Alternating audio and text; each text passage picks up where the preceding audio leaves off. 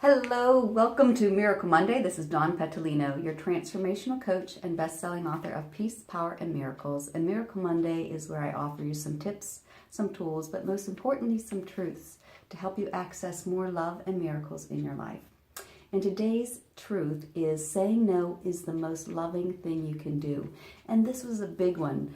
I would say especially for women, but of course it's not exclusive. Saying no can feel like the most self-centered thing we can do. It feels selfish.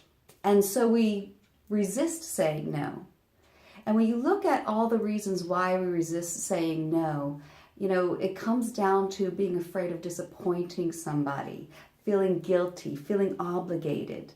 And these ideas actually come from a deeper place where somewhere along the line, we learned that in order to feel love or to get love, we had to people please. We had to be good. We had to give. We also learned society itself says, it is better to give than to receive. And that is what a good person does. I mean, who doesn't want to be a good person, right? So we hear all of this. And then, on the other hand, they're talking about, self-care. And you're like, self-care? Oh, no. I'm a good person. I'm a good person. But the good person doesn't sacrifice. The course of love says, you're right. Sacrifice is a giving up. However, you've got this confused. You're either going to give up of your own self, hence self-sacrifice. You're giving up your own higher self, your own energy, or you're going to sacrifice the illusion, the lie that says, I have to do this in order to be lovable. So one of those is going to sacrifice. You're going to sacrifice that your own higher self, your own wisdom, you're going to sacrifice it for an illusion, or you're going to sacrifice the illusion for truth. That's not how you're going to get love, and it's not true. It's what we learned. So learning to say no is a very powerful spiritual step, and one that we're often kind of afraid of doing. Like I said, we feel guilt, we feel obligation, we hate disappointing people, and you look at what is keeping me from saying no. And then we end up sacrificing our own life so somebody else can be comfortable. But at the end of the day, our own life is our life. Nobody else is going to care how we lived our life but us. We're the ones who feel it.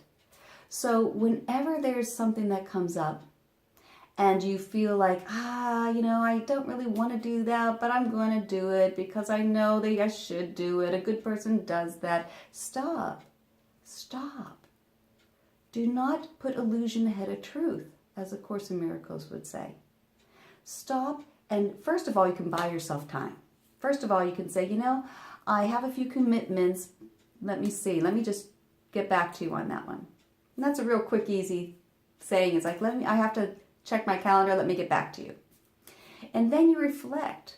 You reflect and you see, do I feel resentful about doing this? Because that's a big clue right there that you're not taking care of yourself. If you're feeling resentful or if you're feeling anger towards somebody else, you're not taking care of yourself. Sometimes you do the thing. Sometimes, like if your friend wants you to help come over and paint that day, and you said yes, and maybe, I always think that 80-20 rule, there's about 80% of us that really wants to help and 20% of us like, I just want to stay home. But you might ask yourself, how important, is this relationship more important to me than this act? Am I willing to do, is a relationship something that, this relationship is something that really matters to me, and I'm willing to do this thing because I love this relationship. But again, this is not self-sacrifice, because you really got to check in and notice, if I say no, how does that feel? If I were to say no and not do it, do I feel relief? Do I feel more joy? That's your intuition. That is truth. And to act on it is to say to somebody with grace, honoring both people. It's saying, oh, you know what? I am so sorry. I hate disappointing you, but I'm going to have to. I'm so honored that you ask, or you mean so much to me. And you offer them both hands by saying, and I've really made a commitment to myself to be better to myself, to care for myself, and to not overcommit to things. So I'm going to have to say no. Without getting wishy-washy and saying, but if things change, I'll let you know. I always call that wiggle room. I would always do these wiggle words where I would, leave a little opening so I don't totally disappoint them. Oh, but maybe. When in my gut, I'm thinking, I'm not doing that. So let your no mean no.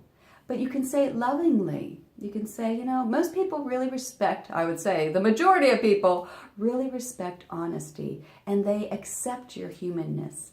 Whenever you say, I'm so sorry, I know I told you I could do this, but I find that I'm really overcommitted right now, and I'm really overwhelmed, and I hate disappointing you. Is there some way I can help you, though? It might be appropriate to say, well, you know what, can I help you find another babysitter?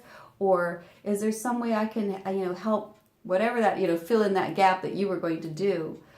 Is there a way I can make it up to you? But you got to check in if it's appropriate. Because when you're first learning to do this, you just have to be brief about it. You have to be loving, but honesty comes through. And you have to be willing to let go of the relationship. Because some people are going to be disappointed, angry, and they're going to want nothing to do with you. But you know what? It's probably a relief. You will probably actually feel relieved when they leave. I know I had that experience with someone where I was disappointing them, and that was the best I could do, and it wasn't what they wanted.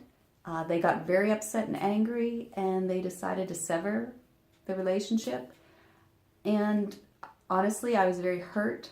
I felt all the feelings of what, I'm a good person. I'm not a bad person. So I felt all that. But then I actually felt a relief I knew the whole time I was trying to live up to someone's expectations. And I could feel that kind of monkey on my back. I could feel that tension of they're going to get angry. And they did. So it was kind of relief actually when they left. The universe is always going to support you. The interesting thing about this is when we own our no, when we say it lovingly with kindness and compassion and honesty, that the person who's going to be in our life is going to be able to receive that. And we teach them how to honor themselves. The Course of Love says the greatest conflict between your head and between your heart and your mind is the perception of meaning, the internal and the external perception of meaning that it gives. But when you can see the truth in yourself, you become a being of love who now sees the truth for all. I cannot honor and respect somebody else's needs if I can't honor and respect mine. Being good doesn't get you anywhere. Being honest, seeing the truth, elevates the whole relationship to one that can honor truth. Not only your truth, but their truth. Otherwise, you're denying them something. So be true to yourself. As Shakespeare said, to thine own self be true. And honor yourself. And in essence, what you're really doing is honoring them as well. Happy Miracle Monday. I hope you find the strength, the courage, the reflection to give yourself that love and to honor your own no. I look forward to seeing you next Monday. Bye for now.